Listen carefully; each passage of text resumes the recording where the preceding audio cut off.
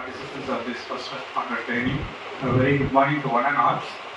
As Sir has said, this first responder is very important person in conducting this training. Why it is so important? Because in the community, when any person is suffering any unconsciousness or anything, what's happening?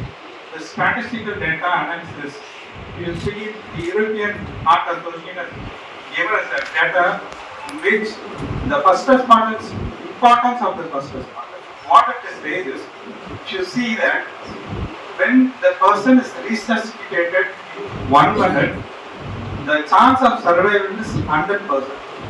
When it is 2 minutes, it is 90%. Like this, then 10 minutes, if it is more beyond 10 minutes, the revival is, the chance is becoming very, very slim. That is what the data says.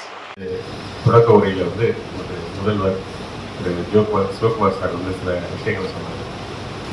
Yearly trauma மேனேஜ்மெண்ட்டில் ஒரு நிமிடத்துக்குள்ளே ஒருத்தரை revive பண்ணால் எவ்வளோ survival rate இருக்குது, 2 நிமிஷத்துக்குள்ளே revive பண்ணால் எவ்வளோ survival rate இருக்குன்னு சொல்லிட்டு டேட்டா வந்து பாசிட்டிவாக விரைவாக ஒருத்தரை மீண்டும் அவருடைய ட்ரோமாவிலிருந்து மீட்பதற்கான அந்த செயல்பாடுகளை நம்ம செஞ்சோம்னா அவர் பிழைப்பதற்கான உயிர் பிழைப்பதற்கான வாய்ப்பு நிறைய இருக்குன்னு சொன்னாங்க. பொதுவாக நம்மளுடைய மனப்பாங்கில் நம்ம ஊரில் ஒரு ஆக்சிடென்ட் நடந்துச்சுனாலோ அல்லது ஏதோ ஒரு சூழ்நிலையில் கீழே விழுந்தா சுற்றி நின்று என்ன பண்ணுறது தெரியாமல் பரிதவிக்கக்கூடிய நிகழ்வோ அல்லது என்ன பண்ணணும் அடுத்தது அப்படின்னு தெரியாமல் 108 மாதிரியான ஆம்புலன்ஸ் சேவையை அழைக்கக்கூடிய நிகழ்வு தான் இருக்குது. சில நேரங்களில் அவங்க செய்யக்கூடியது வந்து அந்த நோயாளியினுடைய உயிருக்கே ஆபத்தாக மாறக்கூடிய நிகழ்வு இருக்குது. நம்மக்கிட்ட அந்த அளவுக்கான இது வந்து விழிப்புணர்வு இல்லாததுனாலையும் இதை பற்றிய பயிற்சிகள் எதுவும் இல்லாததுனாலையும் நம்மளால் பெருசாக அவங்களுக்கு உடனடி உதவிகளை செய்ய முடியாது.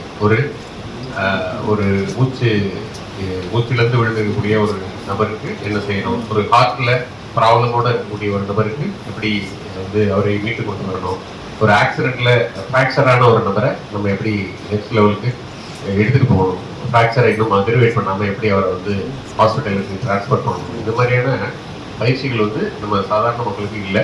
சுத்தமாகவே அதை கிட்டத்தட்ட என்ன பண்ணுறது தெரியாமல் ரொம்ப ஒரு அழுகையோடு அவங்க கால் பண்ணுறது மட்டும்தான் நம்ம தெரியும்.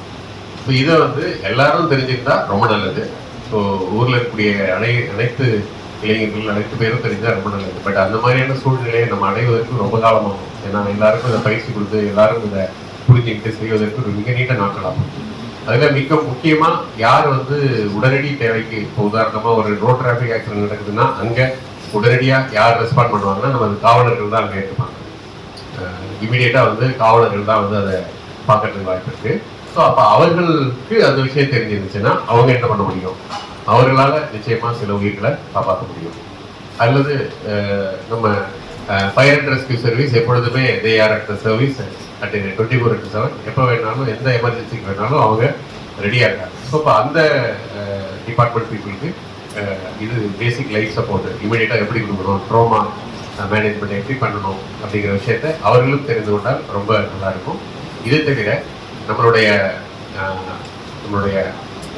டிசாஸ்டர் மேனேஜ்மெண்ட் இதுக்காக 2 விதமான கேடர்ஸ் இருக்காங்க. எஸ்டிஆர்எஃப்னு சொல்லக்கூடிய ஸ்டேட் டிசாஸ்டர் மேனேஜ்மெண்ட் ஃபோர்ஸ், எஸ்டிஆர்எஃப்ல பயிற்சி எடுத்த அலுவலர்கள் இருக்காங்க. போலீஸ் தான் மேஜர் போலீஸ். அதில் அதே மாதிரி ஃபர்ஸ்ட் ரெஸ்பாண்டர் அப்படின்னு சொல்லக்கூடிய ஆப்தமித்ரா வாலண்டியர் அப்படின்னு சொல்லுவாங்க. ஸோ இந்த ஆப்தமித்ரா வாலண்டியர்ஸும் இருக்காங்க.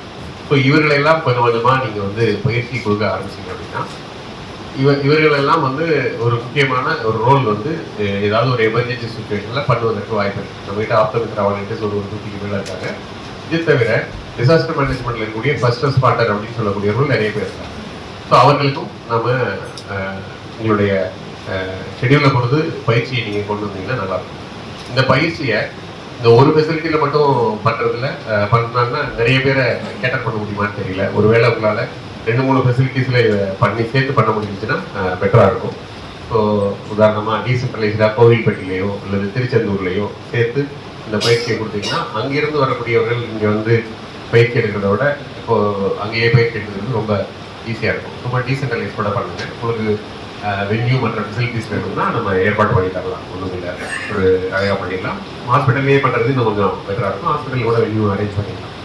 ஸோ இது வந்து நம்ம முதல் நிலையில் இந்த ஆஃபீஸர்ஸ் எல்லாருக்கும் தெரியணும், எல்லா போலீஸுக்கும் அது தெரிஞ்சுக்கணும், எல்லா ஃபயர்மேனுக்கும் அது தெரிஞ்சுக்கணும். ஆல்ரெடி உங்களுக்கு ஒரு சில பயிற்சிகளில் கொடுத்துருப்பாங்க. இருந்தாலும் புதிய தொழில்நுட்பத்தோட புதிய அப்டேட்டட் விஷயங்களோட செய்வதற்கு ஒரு சிபிஆர் பண்ணுவது எப்படி வேற விதமான ட்ராமா மேனேஜ்மெண்ட் எப்படி பண்ணுறது அப்படிங்கிறத இன்னும் பர்ஃபெக்டாக உங்களை நீங்களே புதுப்பித்துக் கொள்வதற்கு இந்த வாய்ப்பு ஒரு நல்ல வாய்ப்பாக இருக்கும். நம்ம வந்து கொடுக்க சொல்லலாம். அங்கே இருக்கக்கூடிய சேஃப்டி பண்ணக்கூடிய சேஃப்டியை பொறுப்பெடுக்கக்கூடிய ஆஃபீஸர்ஸ் வந்து கண்டிப்பாக நம்ம பயிற்சி கொடுக்கணும். நம்மகிட்ட அதிகமான தொழிற்சாலை சார்ந்த மரணங்கள் நிறைய நடக்குது.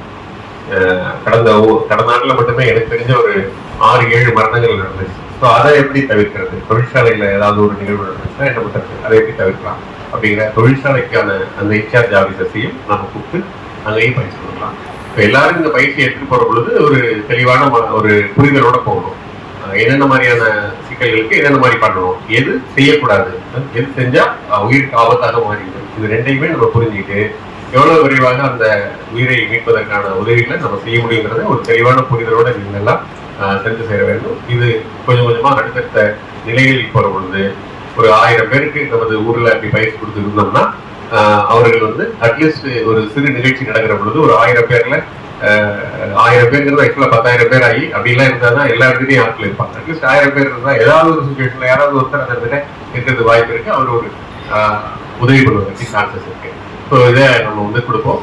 சார் வந்து டீன் சார் சொன்னாரு இவங்களுக்கெல்லாம் கொடுக்கணும், பயிற்சி கொடுக்கலாம், நம்ம +2 மாதிரியான மாணவர்களுக்கு பயிற்சி கொடுக்கலாம் அப்படின்னு சொன்னாரு. நிச்சயமா பண்ணலாம். RBSK டாக்டர்ஸ் இதுக்கான பயிற்சியை எடுத்துக்கிட்டு ஒருவேளை அவர்களால் கீழே கொடுக்க முடிஞ்சுச்சுன்னா அந்த பயிற்சியை நம்ம சேர்த்து சொல்லலாம். ஏன்னா RBSK டாக்டர்ஸ் ஒவ்வொரு ஸ்கூலுக்கும் போயிட்டு வராங்க.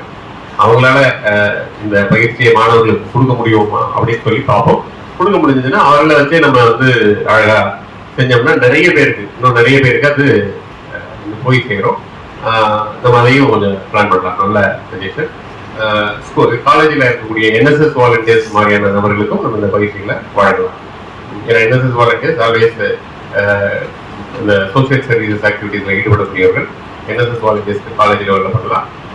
இதில் இருக்கக்கூடிய ஸ்கூல் லெவலில் இருக்கக்கூடிய குறிப்பாக ஸ்கவுட்ஸ் அந்த ஸ்கவுட்ஸ் எல்லாம் வந்து இன்பில்டாவே இந்த ட்ரைனிங் இருக்கும் அப்படின்னு தான் எனக்கு தோணுது. ஸ்கவுட்ஸ், NSS, NCC இந்த மாதிரியான மாணவர்களுக்கு கண்டிப்பாக இந்த பயிற்சியை கொடுக்கணும்.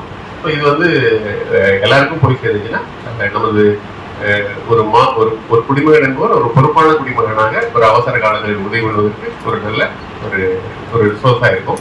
இந்த வாய்ப்பை வந்து ஏற்படுத்தி கொடுக்கக்கூடிய தூத்துக்குடி மெடிக்கல் காலேஜினுடைய டாக்டர்ஸ் அண்ட் அதர் அபிஷியல்ஸுக்கு எனது வாழ்த்துக்களை தெரிவித்துக் கொள்கிறேன். இந்த பயிற்சிகளில் கலந்து கொண்டு வந்திருக்கக்கூடிய அனைத்து முதல்நிலை பொறுப்பாளர்கள், அலுவலர்கள் அனைவரும் ரொம்ப கவனமான இந்த பயிற்சியை இது பண்ணிட்டு நீங்கள் வந்து ஒரு நெக்ஸ்ட் ஸ்கில்ல கற்றுக்க போறீங்கிற ஒரு மன திருப்தியோட இன்று இந்த பயிற்சியை நீங்கள் நிறைவு செய்ய கேட்டுக்கொண்டு விடைபெறுகிறேன். நன்றி, வணக்கம்.